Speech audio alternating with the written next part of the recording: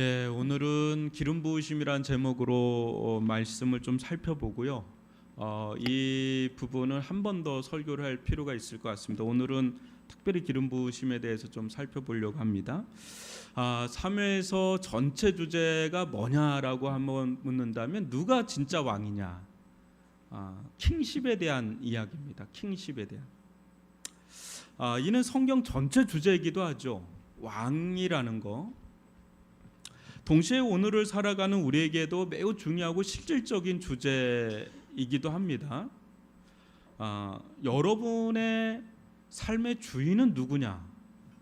라고 이렇게 질문을 받는다면 우리 대번에 얘기하죠. 그런데 진짜 여러분들을 실질적으로 통치하고 지배하는 그 누군가, 그 무언가가 뭐냐라고 한다 그럴 때 진짜 하나님입니다라고 자신 있게 말할 수 있을까라고 한다 그럴 때 계속 질문하면 베드로처럼 처음엔 자신 있게 얘기하다가 어느 순간인가는 자신이 사라지는 순간이 올 거예요.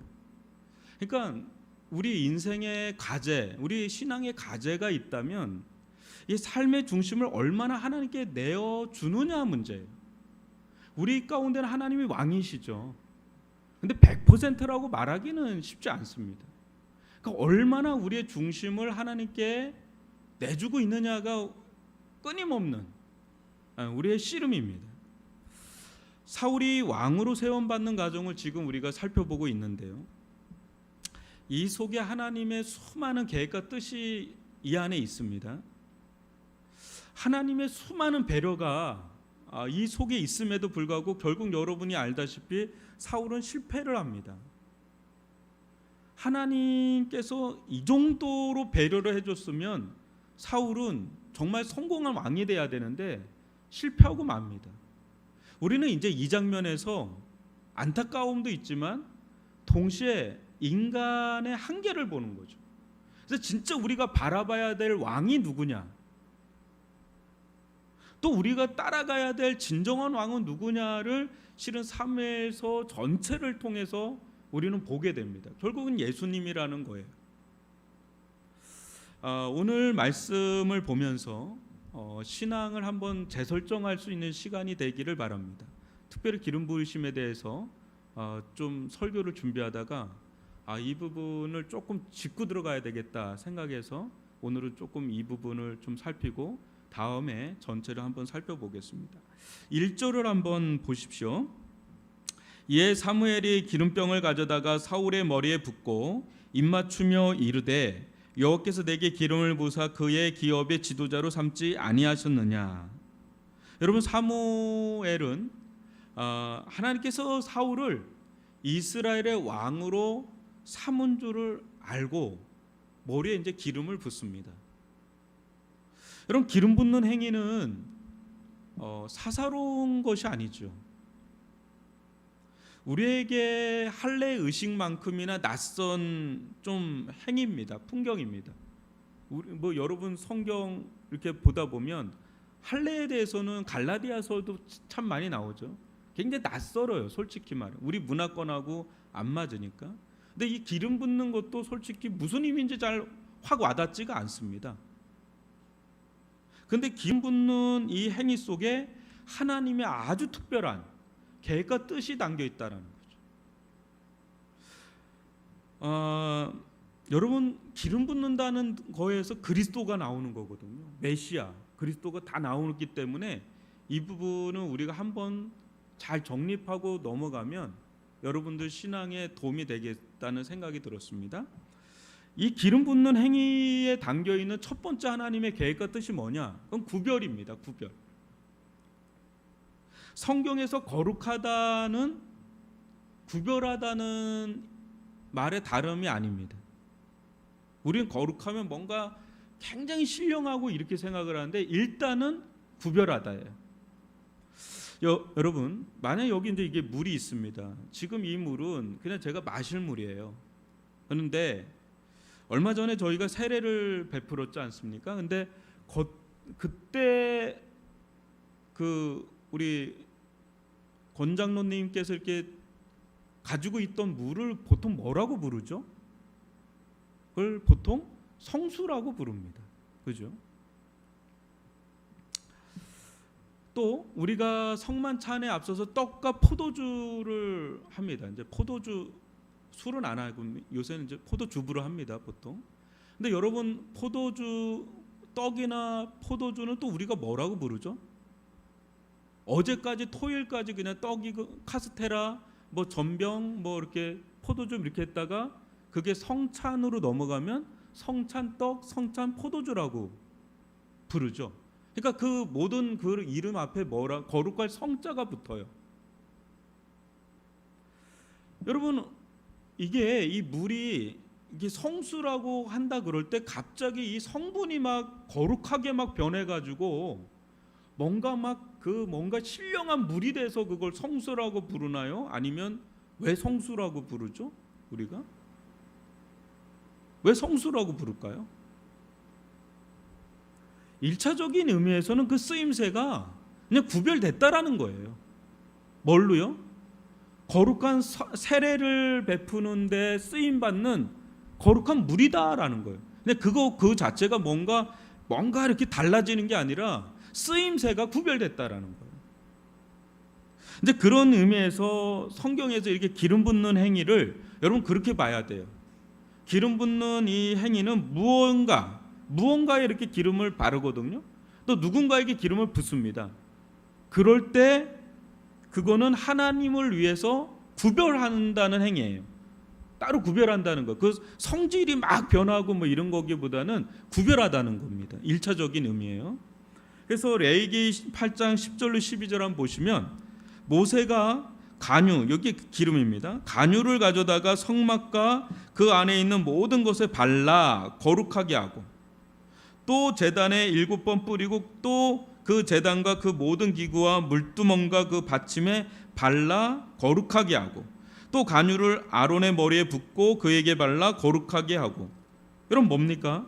지금 하나님은 성막과 성전의 그 모든 기구에 기름을 바르는 순간에 그 모든 기구들을 뭐라고 부르게 되냐면 성물이 되는 거예요.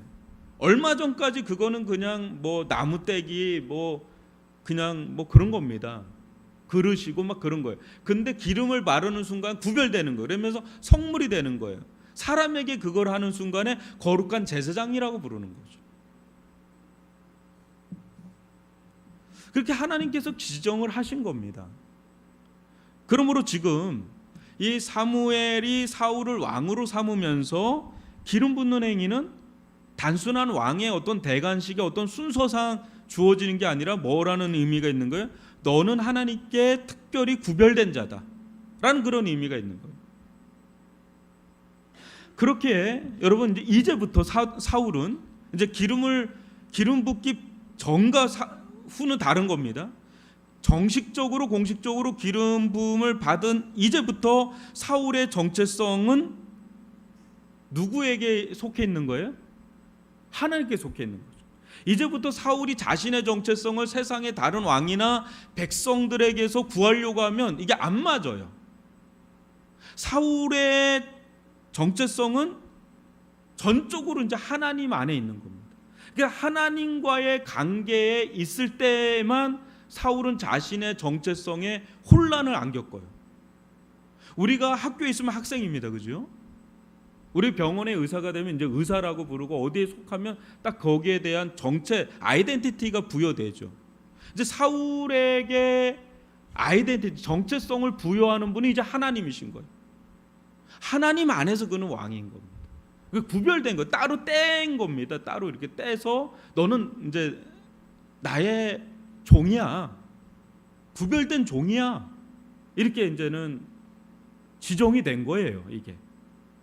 이제 그의 운명은 누구 손에 있는 거냐면 하나님 손에 있는 겁니다.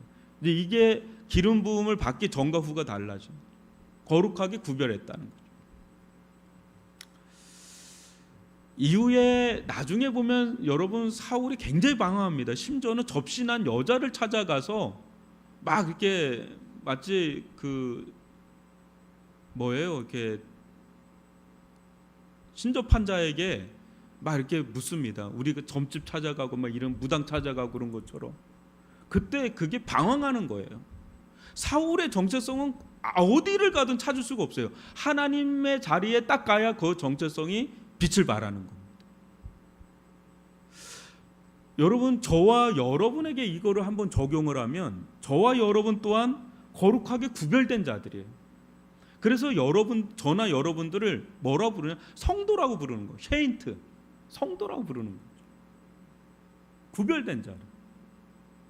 만약 여러분이 참된 신자라면 사울에게 부어진 기름 부음하고는 비교할 수 없이 탁월한, 정말 사울에게 부어진 건 올리브유거든요. 근데 우리에게 부어진 기름은 뭡니까? 그거하고는 비교도 할 수 없는 성령께서 여러분들 한 사람 한 사람들에게 기름 부은 줄 믿습니다.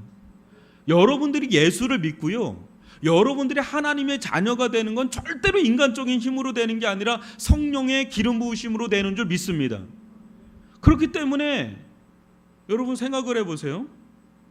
사울에게 부어진 기름이 그림자에 불과하다면 우리에게 부어진 성령은 실체예요, 실체. 비교가 안 되는 거죠. 여러분, 사울에게 행하신 기름 부음도 굉장히 귀하잖아요. 그래서 왕으로 삼잖아요. 이것도 엄청 귀한 일이거든요. 이게 다윗에게 기름 부음을 받아요. 그죠? 근데 이것과 비교할 수 없는 귀한 성령의 기름 부음을 받은 우리들을 하나님께서 얼마나 귀하게 쓰시려고 올리브유하고는 게임이 안 되는 성령을 여러분들에게 기름 붓듯 부으셨을까 생각을 하면 놀라운 은혜입니다. 여러분들 얼굴이 저 뭘 귀하게 쓴다는 거예요? 저를? 이런 얼굴이세요? 근데 제가 아까 찬양을 하면서, 우리 추석 끝나고 약간 처지기 쉬운데 아까 찬양을 하면서 제가 저기서 찬양 같이 하는데 앞에 순분들을 이렇게 보는데 하나님께서 보석같이 보겠다라는 마음에 감동을 주시더라고요. 정말 여러분, 이건 사족이긴 하지만 실은 추석 명절은 또 다르게 우상 숭배하는 그런 날입니다. 그죠? 그런데 하나님께서 얼마나 답답한 날이겠어요. 근데 그 며칠 후에 이렇게 찬양하는 사람들과 같이 모여서 이렇게 찬양하는 그 입술과 그 고백을 하나님 얼마나 기뻐하실까, 이 생각을 하는데 감동이 되는 거예요. 아, 보석 같구나. 특히 아까 솔로로 하셨던 분들 정말 감동적이었습니다. 여튼 여러분, 예수 믿고 나서 나는 누구냐, 또 무엇을 위해서 살아야 하나, 이런 방황이 올 때가 있어요. 예수 믿고 나서도 나는 누구며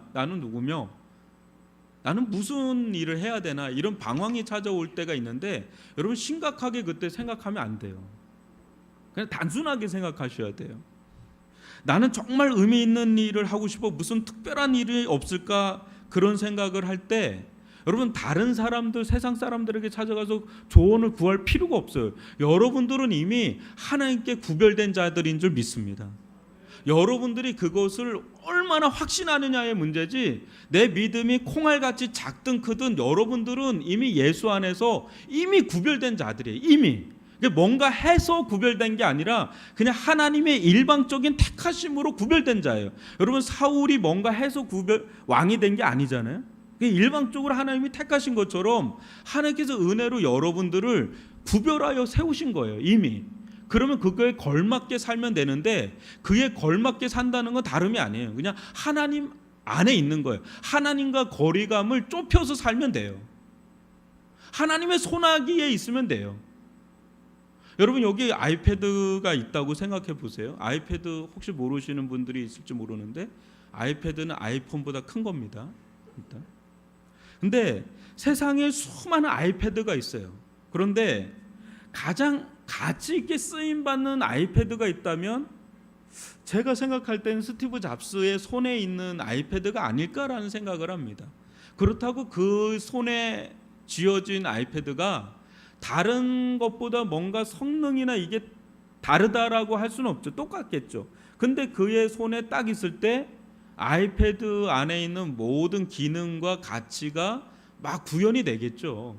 그리고 사람들이 그것을 좋게 보겠죠. 저나 여러분들이 하는 일이 뭐 큰 일이든 작은 일이든 그걸로 경중을 따지지 마세요. 이미 여러분들은 하나님의 손에 있는 겁니다. 그렇게 하나님의 손에 있는 게 가장 가치 있는 거예요. 여러분 여기 볼펜이 있다고 봐요. 근데 추사 김정희가 있어요.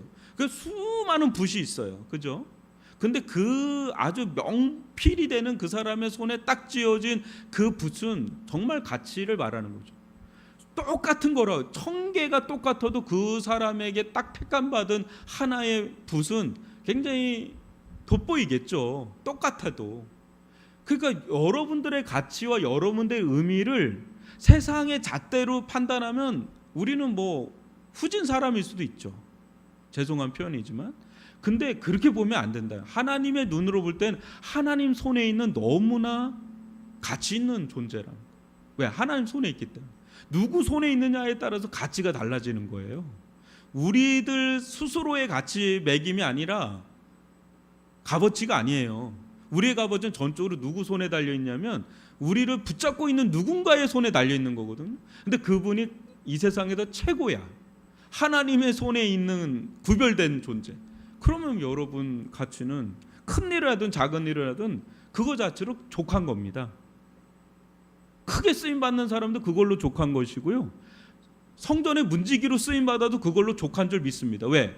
쓰시는 분은 하나님이니까. 내가 귀하게 이 자리에서 가장 문지기로서 네가 제일 귀하게 내가 쓰고 있어. 이 자리에서는 네가 가장 귀해. 이 사리에서는 네가 가장 귀해. 이렇게 하나님이 절대 가치를 부여하고 있는데 우리가 그걸 비교할 이유가 없는 거죠. 여러분 우리는 구별된 자들이. 사울은 구별된 자들이. 여러분 그래서 나는 누구며 무엇을 위해 살아야 되는지에 대해서 분명하게 내가 하나님께 따로 구별된 자다. 이 하나에 우리가 묵상을 깊이 하면 인생의 지진이 안 나요. 흔들리지 않는다는 거예요. 왜? 나는 하나님께 따로 구별된 존귀한 자다라는 그 인식. 이걸 여러분들이 기름 부음의 첫 번째로 이거를 깊이 누릴 수 있기를 바랍니다. 두 번째는요, 소유입니다. 소유. 페인이란 신학자는 당시에 이 주변 국가들을 막 연구하면서 기름 붓는 행위가 이스라엘에게만 있는 행위가 아니다라는 걸 알았어요. 그가 뭐라고 그랬냐면 애굽 문화에는 봉신인 왕에게 기름을 붓는 간습이 있었다. 봉신은 애굽의 위대한 왕과 동맹을 맺는 소국의 왕을 말한다. 이에 비추어 보면 이스라엘 왕이 자기 권력으로 왕이 된 것이 아니고 여호와의 봉신임을 알 수 있다. 여호와가 이스라엘의 진정한 왕으로 드러나는 것이다. 여러분 뭡니까? 애굽에서도 거기는 황제가 있죠, 그죠? 바로 왕이 있잖아요, 파라오. 이게 봉신, 이게 속국의 왕에게 이렇게 기름을 붓는 행위가 있었다는 거예요. 내가 주인이고 네가 내 종이다 이거죠. 그거를 하나님이 따가지고 지금 사무엘을 통해서 사울에게 기름을 붓는 겁니다. 사무엘은 매개예요. 사무엘이 매개, 주체가 아니라 매개고 실질적인 주체는 누구예요? 하나님이 사무엘을 통해서 누구에게? 사울에게 지금 기름을 붓는 거예요. 이러면 기름을 붓는 자가 있고 기름 부음 받는 자가 있잖아요. 기름 붓는 자가 주인이고 기름 부음 받는 자가 종속인이에요. 그리고 이 장면에서 우리가 볼 때 누가 진짜 왕이라는 거예요? 왕은 겉으로 볼 때는 사울이 왕인데 진짜 왕은 누구라는 거예요? 기름을 지금 붓고 계시는, 하사하고 있는, 보이지는 않지만 눈을 시퍼렇게 뜨고 계시는 하나님이 진짜 왕이고 너는 이스라엘이라는 작은 나라에 내가 대리 청정하도록 세운 봉신 왕이다 라는 거를 분명하게 하는 거예요. 이 속에서 뭐가 보이냐면 너는 내 거다 이거예요. 너는 내 거다. 너는 네 게 아니라 내 거다. 내 건데 내가 나를 대신해서 네가 이 나라를 맡아다오. 그렇게 한 거라는 거죠. 그래서 사울은 왕이긴 하지만 절대 잊지 말아야 될 사실이 있는 거죠. 여기서 자신은 대왕이 아니라 봉신 왕일 뿐 진정한 왕은 하나님이라는 이 사실을 잊지 말아야 되는 거예요. 이게 이제 경계선이 됩니다. 우리가 믿는 하나님은 어떤 분입니까? 온 세상의 왕이고 만왕의 왕이죠. 그런데 우리가 믿는 하나님은 놀랍게도 독재 정권에서나 볼 법한 그런 왕은 또 아닙니다. 자신의 자리를 어떻게 해요? 가감하게 내어줘서 함께 왕노릇 하기를 너무 기뻐하시는 왕이에요. 지금도 하나님이 왕이시지만 누구에게 이 왕의 자리를 내어줍니까? 사울에게 왕의 자리를 내어줘서 같이 통치하기를 너무나 기뻐하시는 그런 왕이에요. 그러니까 우리가 여러분 세상에서 볼 수 있는 왕이 아닙니다. 얼마 전에 뉴스를 보니까 북한의 군부 서열 1위가 누구냐면 한병서라고 하는 장군이에요. 근데 이 사람이 보고서를 잘못 쓴 이유로 6계급이 강등됩니다. 6계급이 강등되면 뭐가 되냐면 아무것도 아니에요, 여러분. 별을 다 떼가지고 아무것도 아니어서 3개월을 군부대 마당을 쓸었다고 그래요. 이게 가차가 없는 거예요. 나의 권위에 네가 누를 끼쳐? 그럴 때 가차 없이 그냥 내리치는 게 폭군의 철학이에요. 그런데 하나님은 정말 놀라워요. 어찌된 영문인지 감히 아무것도 아닌 사울도 아무것도 아닌 우리를 같이 왕의 자리로 우리를 초청하는 거예요. 왕노릇하게 하는.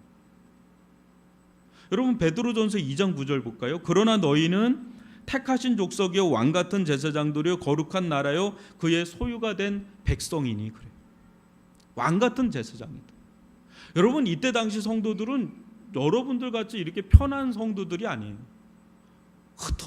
박해로 인해서 흩어지면서 경제권도 박탈돼서 굉장히 곤욕을 치르고 있는 이제 핍절한 가운데 있는 이들에게 뭐라고 베드로 사도는 권면하냐면 너희는 왕 같은 제사장이다. 어떻게 보면 우라통이 터질 수 있는 상황인데 진짜 너희들은 왕 같은 제사장이다. 여러분 우리를 왕 같은 제사장으로 삼으시고 세우신 하나님을 찬양합니다. 그러나 우리가 언제나 기억해야 될 것은 바운더리입니다. 경계선이에요. 경계선. 하나님께서 왕 같은 제사장으로 우리를 삼았다고 해서 하나님과 동급이라고 생각하면 안 되겠죠. 그죠? 하나님께서 한없이 선대를 해도 선은 있다라는 거죠. 선을 넘지 말아야 되는 거예요. 그래서 거룩한 거리감을 가지고 하나님과 이 관계선을 잘 유지해야 됩니다. 하나님이 왕이시고 사울은 그 밑에서 하달을 받으면서 왕권을 발휘해야 되는 그런 자리거든요. 이게 좀 어렵기도 하지만 이걸 잘 수행을 해야 되는 거죠. 우리도 마찬가지예요. 우리에게 주어진 모든 자리가 있어요.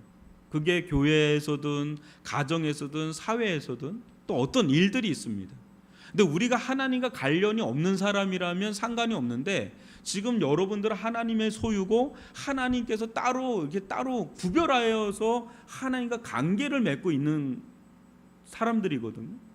그렇기 때문에 여러분들에게 주어진 자리, 여러분들에게 주어진 어떤 일들은 그냥 감당하라고 주어진 자리가 아니에요. 하나님과의 관계 속에서 하나님의 통치 속에서 하나님의 지배와 다스림 속에서 그것이 실현되어지는 자리로서 일로서 여러분들에게 그거를 맡긴 거죠.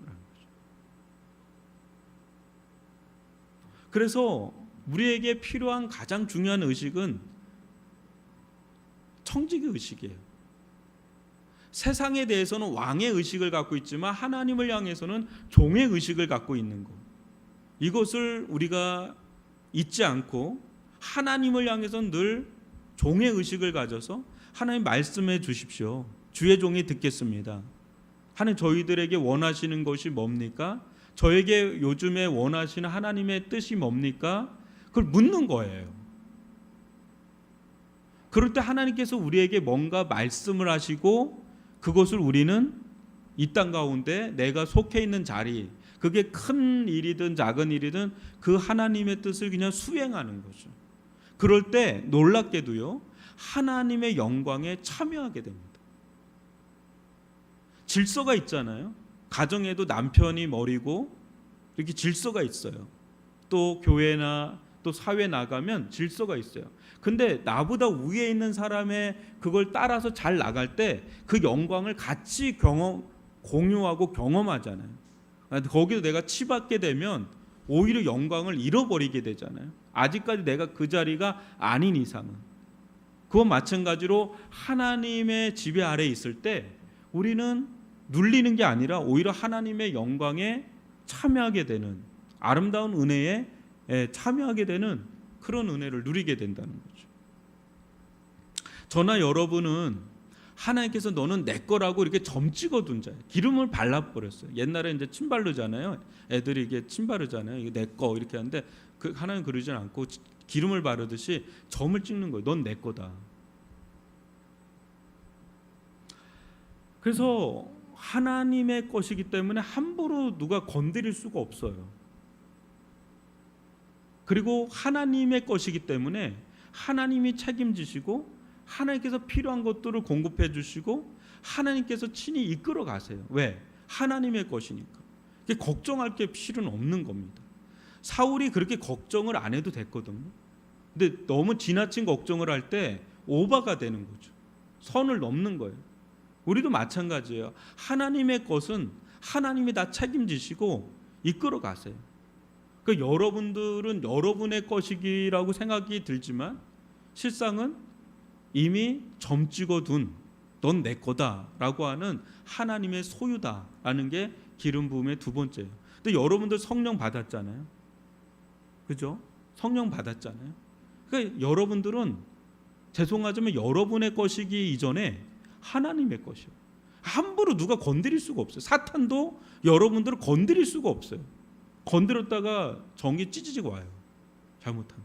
하나님이 막아주시고 붙들어주시고 보호하신단 말이죠. 세 번째는 권능의 의미가 있어요. 권능의 의미.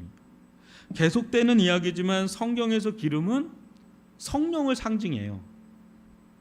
따라서 여러분 기름 붓는 행위는 성령의 기름 부으심과 연관되어 있는데요. 근데 성령과 기름은 여러분 다른 거죠.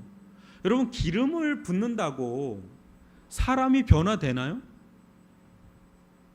여러분 기름 진짜 붓는다고 올리브유 막 붓는다고 사람이 막 변화되나요?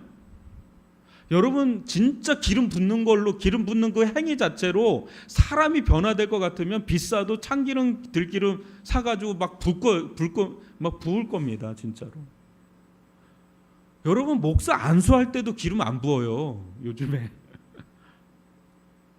여러분 세례할 때 물로 이렇게 세례를 합니다. 근데 물로 이렇게 세례를 베풀 때 진짜 사람이 변화되나요? 저는 군부대에서 한 300~400명 물로 세례를 준 적이 있거든요. 몇 번. 손이 다 부르툽니다. 진짜. 이 장갑을 껴도. 손만 부르터요. 안 변화돼요. 애들 또 쪼록 나가서 저 불교 쪽 가가지고 햄버거 먹고 있고 그래요. 진짜 물 져가지고 애들 세례 받고 변화될 것 같으면 다 그냥 변화되게 해요. 여러분 진짜 사람을 변화시키는 효력과 능력은 어디에 있습니까? 하나님께 있는 줄 믿습니다. 오직 권능은 하나님께 있는 거죠. 진짜 사람을 변화시키고 그 사람을 살리고 그 사람을 회복시키고 그 사람을 궁극적으로 새 사람이 되게 만드는 그 모든 것은 오직 성령에 달려있는 줄 믿습니다. 그래서 여러분 6절을 한번 보세요. 내게는 여호와의 영이 크게 임하리니 너도 그들과 함께 예언을 하고 변하여 새 사람이 되리라. 여러분 이거예요. 이거 되게 중요한, 성경 우리에게 명백하게 알리는 게 있는데 사울이 장차 있을 일에 대해서 예언도 하고 또 변화가 되고 새 사람이 되고 새로운 마음을 부여받고 이런 모든 일들이 사무엘이 기름을 부을 때 일어난 게 아니라 언제 일어나요? 하나님의 영이 그에게 크게 임할 때 그 일이 일어난다는 거죠.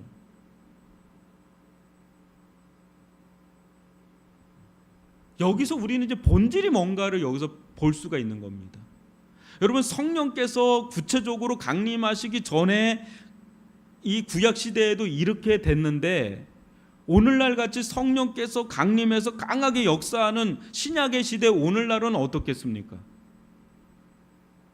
오늘날 여러분, 아까도 얘기했지만 누군가를 세울 때 기름 붓는 행위는 하지 않습니다. 세례식 할 때는 물로 세례를 베풀기는 하지만, 여러분, 누군가를 세울 때 기름 붓는 행위는 지금은 안 해요. 왜 안 할까요? 그거는 그림자니까. 실체가 왔는데 그거를 할 이유가 없는 거예요. 실체가 누구죠? 성령이시죠. 성령께서 이제는 왔어요. 오순절 강림 사건 때 성령께서 오셨기 때문에 이제는 성령께서 어떤 사람들을 세울 때 성령께서 역사에서, 기름 붓던 역사에서 이제 세우는 일들이 일어나는 그런 시대이기 때문에 지금은 이제 기름 붓는 그런 거 하지 않습니다. 뒤처리하기도 어려워. 미끌미끌거리고 닦아도 너무 오래 걸려요. 그거 힘들어요. 여러분, 지금은 성령의 기름 부어지는 때입니다. 성령께서 역사하실 때 그것은 곧 하나님 하늘의 권능이 임하는 때입니다. 여러분, 우리는 말로만이 아니라 실제 거룩해지고 내가 예수 안에, 예수가 내 안에 사는 신비하고 놀라운 이런 역사, 또 나의 마음이 변하고 나에게 새 영이 임하고 새 사람이 되는 이 모든 것들은 다 성령께서 우리들 가운데 일어날 때 일어나는 권능의 역사예요. 그래서 기름 붓는 행위 속에는 그러나 성령의 권능의 역사가 함의되고 있다는 걸 보여주는 거거든요. 많은 성경학자들이 말하기를 이때 사울에게 임한 성령이 일시적인 것이라면 다윗에게 임하는 성령은 영구적이라고 했습니다. 사울에게 왕의 직무를 감당할 수 있도록 일시적으로 성령이 임했지만, 여러분 후에 알지만 그가 죄를 범하고 버림받았을 때 성령이 떠나고 악령에 시달리는 것을 여러분들은 아실 겁니다. 그러나 오늘날 우리에게 임한 성령은요, 사울에게 임한 성령과 다른 겁니다. 일시적인 성령이 아니라 영구적인 성령이에요. 여러분들에게, 여러분 한 사람 한 사람에게 지금 임하고 있는 성령은 떠나는 성령이 아니라 영원히 함께 거하고 있는 성령이에요. 그래서 위드가 아니라 인이에요. 인두엘링, 안에 거하고 있는. 그러나 여러분들이 신앙생활하면서 어느 때는 성령이 소멸한 것 같고 마치 성령이 떠난 것 같은 영적인 어두움, 영적인 밤, 영적인 겨울철과 같은 시기를 건널 때는 있어요. 그래도 성령이 완전히 떠난 건 아닙니다. 여러분들이 신자라면. 왜 하나님께서 그런 시기를 주시냐면 하나님의 은혜가 얼마나 값진가, 하나님의 성령에 충만한 것이 얼마나 가치 있는 것인가를 다시 한번 각성케 하고 자각케 해서 하나님의 성령 충만함을 계속해서 구하도록, 또 그거를 잃어버리지 않고 유지하도록 하려고 하는 하나님의 기이한 섭리는 있을 뿐, 여러분들 한 사람 한 사람에게 임한 성령은 떠나지 않는 성령이에요. 구원받은 성도라면. 그렇기 때문에 여러분들은 사울에게 임한 기름 붓는 이 모든 행위보다 더 탁월한 은혜를 받은 자들이 오늘날 교회의 성도들입니다. 신약의 그리스도인들이. 그러므로 여러분, 우리가 신앙생활을 할 때 진짜 우리에게 필요한 건 기름 부음이거든요. 근데 이 구약의 상징적인 이 일이 신약에선 실제가 되고 있는데, 우리가 끊임없이 구해야 되는 거는 한 번 성령 충만 받은 걸로 그냥 가는 게 아니라, 여러분들도 이번에 추석에 오고 가면서 주유소에 들려서 풀 차지해가지고 또 달리고, 기름이잖아요. 그것도 기름이에요. 그것도 이렇게 해가지고 얻어서 또 가고 이러면 또 딸리면 또 하고 그럽니다. 앵꼬 나면 안 돼요. 이게 바닥 치면 안 되잖아요. 우리에게 성령이 계시지만요, 성령은 끊임없이 우리에게 부어줘야 되는 거예요. 하나님 오늘도 우리에게 성령 충만함을 주십시오. 왜? 내 안에 성령이 계시지만 이 성령이 어느 때 상황에 따라서 다운될 때도 있고 뭐 회복될 때도 있고 뭐 늘 막 이렇게 충만하지는 않지 않습니까? 그렇기 때문에 어느 때는 무슨 일이 있거나 뭐가 되면 또 다운되고 뭐 터지고 그래요. 그렇기 때문에 우리들 가운데 계속해서 다름박질하면서 하나님께 구해야 되는 것은 뭐냐면 하나님 성령의 능력으로 성령 충만함을 허락해 주십시오. 그래야 사울이 성령의 충만한 가운데 있어야 그 왕직을 감당할 수가 있는 것처럼 우리가 성령의 충만한 가운데 있어야 그리스도인답게 성도답게 교회답게 하나님의 사람답게 살아갈 수 있지 내 힘으로는 안 돼요. 내 힘으로는 옛 마음으로 들어가고 옛 영에 사로잡기가 쉽기 때문에 계속해서 새 마음과 새 영을 공급받아야 돼요. 그렇기 때문에 우리에게는 다른 길이 없어요. 이거는 해도 되고 안 해도 되는 그런 길이 아니라 절대적으로 우리가 가야 될 길은 뭐냐면 성령 충만함을 받는 거예요. 계속 성령 충만함을 유지할 수 있도록 구하는 겁니다. 여러분, 우리들 가운데 세상에 뒤섞여서 살아갑니다. 오늘도 우리는 또 세상에 있다가 살아갑니다. 우리를 세상과 구별됐다고 구별을 하잖아요. 또 하나님의 소유답게 또 하나님께서 원하시는 대로 살아갈 수 있으려면 우리 힘으로는 되지가 않아요. 전적으로 하나님의 손에 붙잡혀 있어야 되고요. 또 하나님의 소유권을 늘 그걸 인정해야 되고 내어드려야 됩니다. 그리고 무엇보다 성령의 은혜와 권능을 능력을 계속해서 사모하면서 구해야 됩니다. 그때 우리는 정말 우리답게 하나님께서 우리를 구별한 그 자답게 하나님의 소유답게 그렇게 살아갈 수 있는 힘을 공급받습니다. 오늘 우리 이 시간 좀 기도할 수 있기를 바랍니다.